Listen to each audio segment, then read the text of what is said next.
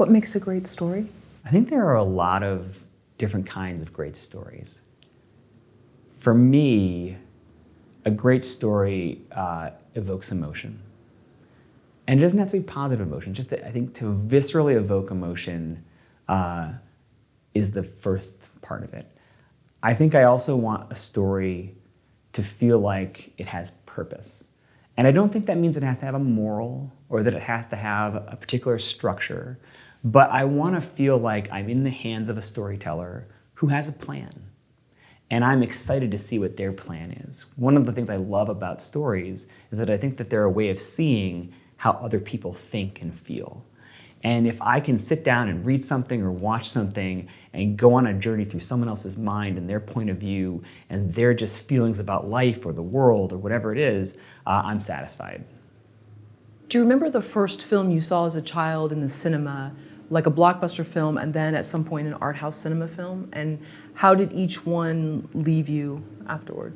The very first movie I saw in the theater was E.T. And that was at a time I wasn't consciously thinking about the filmmaking process, but the movie just made such an impression on me. And for reasons that I can't explain, but my parents report, when we walked out of the theater, I said, I want to be a filmmaker. I want to be a director. And at the time they said, that's not someone who watches movies, that's someone who makes movies. Do you know that? And apparently I said, no, I know. I then promptly forgot about that for years, and I didn't actually aspire to be a filmmaker until much later, but E.T., like just the magic of that movie really struck me. And then when I was in high school, I saw Paris, Texas. And just seeing an indie film that was both gritty and lyrical and had sort of elliptical storytelling and was ambiguous at times, that really sort of hit me hard, realizing that, wow, like film can be this like purely emotional art form that is not just about plot or about cool moments of action or this and that it can be an exploration of like profound questions about life, and it can just be a visceral experience. And that's really, I think that's really those two things, like the love of the power of the blockbuster, but also the interestingness of like art house cinema. Both of those remain very important to me today. And maybe too some of the unanswered questions, because I feel like with a lot of Hollywood films, they kind of want to tie up the ending for you so everything's safe and neat and clean. I love films that prompt more questions than answers. I think you can obviously go overboard. You can make a film that is just so incomprehensible that I think you lose your audience, but for me, the films that I love the most, that stay with me the most, are the ones that make me ask big questions about what happened, what the meaning of things is, but hopefully those questions are like actually expanding out into my life and making me ask questions about life itself. When you say so ambiguous that you lose your audience, I mean, is it something that's just like this experimental, like Swedish film that like we don't totally, but it's very beautifully done or something? I mean, like what? I think that as a filmmaker, as long as you are consciously being ambiguous, you're probably in good shape.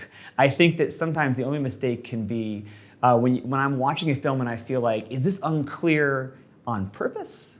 Or is this a failing of the film? And to me, it's like once you verge over to, I'm not sure if I'm supposed to be in a gray area or not, that's when I get lost. I'm not sure exactly what you do with your students in terms of the curriculum and what they're turning into, but do you see that from not just your students, but other filmmakers online where you feel like they were trying to be unclear and whether it works or not? I think that actually the vast majority of the filmmaking these days, because it's so heavily influenced by blockbuster culture, actually just leans towards clarity. And I don't think there's anything wrong with clarity. I think in some ways, like the beauty of clarity is that it creates a result in the way you wanted it to. So more often than not, I'm actually pushing my students though in an attempt to sort of diversify cinema to contemplate, but maybe there is a value to an open-ended question. Maybe there is a value to at some points the audience not quite understanding what's happening, even if it's just to have the reward of then figuring it out. So I feel like I more push them that way than have to sort of rein them back from ambiguity. Do you see them trying to emulate certain directors? I know, Generation X, they wanted to be Robert Rodriguez or whatever, and I still see people that are, Gen Z saying the same thing, but do you see certain people they're trying to emulate all the time? I think so many of us come to movies to becoming filmmakers because we loved certain filmmakers.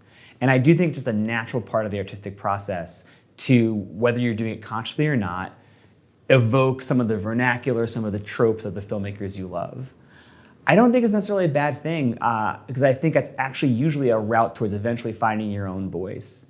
You know, if you look at someone like Tarantino, probably one of the most emulated filmmakers, he himself is so in love with certain kinds of movies, but his entire voice is based on taking those films and adding his twists. So I actually, yeah, I think that I encourage my students, if they like something, to play in that and to figure out how to make it their own. I think that's really what leads to finding your own voice.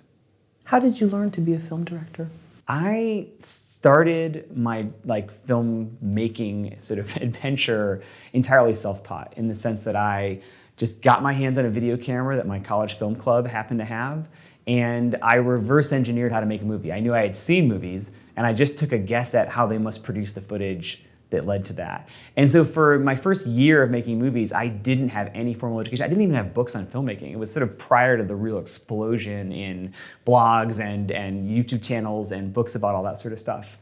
After that year, then I went to film school. And for me, film school was a great experience. I went to grad film school, and so it was this like amazing 3-4 year period of my life where I just had the privilege of thinking almost exclusively about the process of making movies. And that meant learning production and logistical things, how to schedule a movie and how to budget it. But it also meant learning an artistic process and hearing from different artists about that. And so I think I'm glad that I started my exploration without any formal structure, because it let me just learn some things without some previous assumptions that other teachers or guides might have. But then I was also glad to have a series of people who were pretty experienced give me their point of view on filmmaking as well. You said your father was an architect?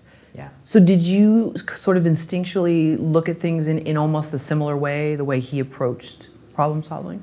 Looking back, my father and I actually had this conversation now where we realized I think there is actually a lot of similarity between architecture and film. I think they are both concerned with time and space in a certain way. And they are both art forms where the idea is not the completion of the art form.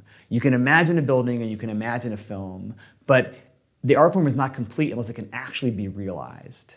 And so I think that sort of a combination of the logistics necessary to make a thing and your artistic desire for what you want it to be, the way they intersect and can conflict or sometimes be complementary. There's a lot of similarities, I think, between those two. So I don't know if that's why I became a filmmaker, but I think certainly I'm interested in the fact that he's an architect and I'm a filmmaker.